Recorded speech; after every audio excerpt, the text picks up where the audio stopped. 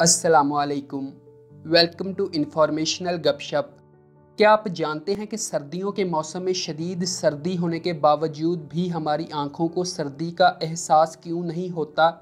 और क्या आप जानते हैं कि ब्लड टेस्ट के लिए हमेशा तीसरी या अंगूठी वाली उंगली से ही खून क्यों निकाला जाता है? और क्या आपको मालूम है कि सालगिरह पर हम हमेशा केक ही क्यों काटते हैं? तो ऐसे ही दिलचस्प और अमेजिंग फैक्ट्स आप आज की इस वीडियो में जानोगे।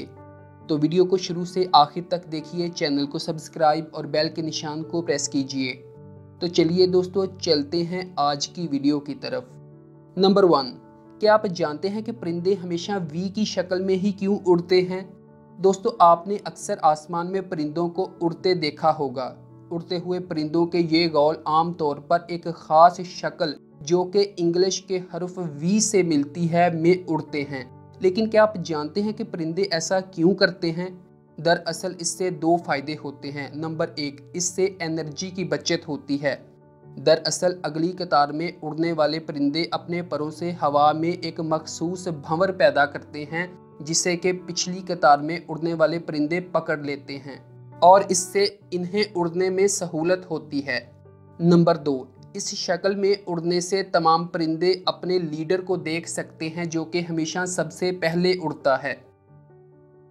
नंबर 2, क्या आप जानते हैं कि एक इंसानी आंख की रेजोल्यूशन पावर क्या है और ये कितने मेगापिक्सल्स तक की हो सकती है? दोस्तों, आप अक्सर मोबाइल फ़ोन खरीदते वक्त इसके कैमरे पर ज़रूर ध्यान देते हैं, लेकिन क्या आपने कभी सोचा है कि आपकी अपनी आंख कितने मेगापिक्सल्स तक की हो सकती है?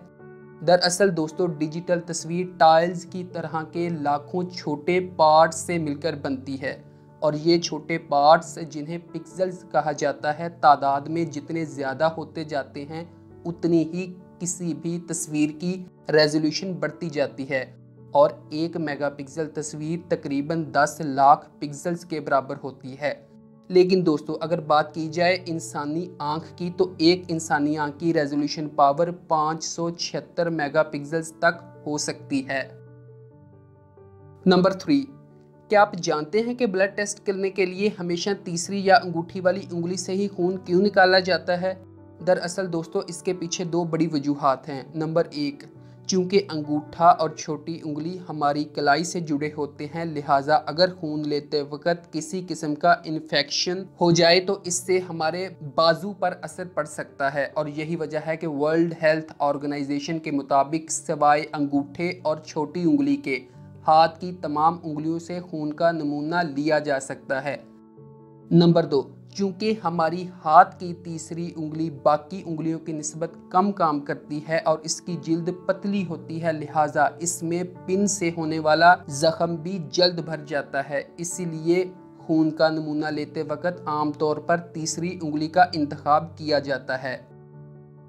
नंबर 4, क्या आप जानते हैं कि सर्दियों के मौसम में शदीद सर्दी के बावजूद भी हमारी आंखों को सर्दी का एहसास क्यों नहीं होता? दोस्तों, आपने अक्सर महसूस किया होगा कि सर्दी के मौसम में शदीद सर्दी की वजह से आपके हाथ पांव सूज जाते हैं और नाक सुर्ख हो जाती है, लेकिन आपकी आंखों पर मौसम की इस शिद्दत का कोई असर नहीं होता। आखिर क्यों? दरअसल दोस्तों, इसके पीछे दो बड़ी वजूहात हैं। नंबर 1, हमारी आंखों में बाकी जिस्म की तरह दर्जा हरारत को महसूस करने वाले टेम्परेचर रिसेप्टर मौजूद नहीं होते।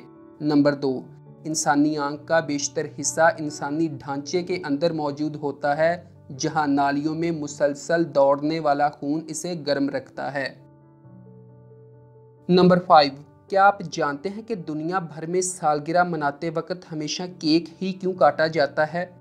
दोस्तों, हम सब जब भी अपनी सालगिरह मनाते हैं तो खुशी में हमेशा केक ज़रूर काटते हैं, लेकिन क्या कभी आपने सोचा है कि सालगिरह मनाने के लिए हमेशा केक काटने का ही इंतखाब क्यों किया जाता है? दरअसल दोस्तों, दुनिया भर में सालगिरह के मौका पर केक काटने की इस रस्म का आगाज़ सबसे पहले जर्मनी में हुआ था।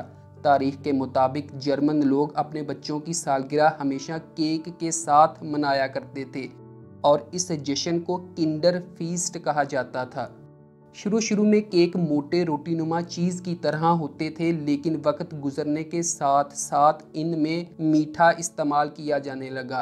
और फिर आहिस्ता आहिस्ता 17वीं सदी के वसत तक सालगिरह के केक मुख्तलिफ तरीक़ों से सजाए जाने लगे। ताहम उस ज़माने में इस तरह के केक सिर्फ़ दौलतमंद और आला तबके के लोगों के लिए ही बनाए जाते थे, क्योंकि ये बेहद महंगे होते थे।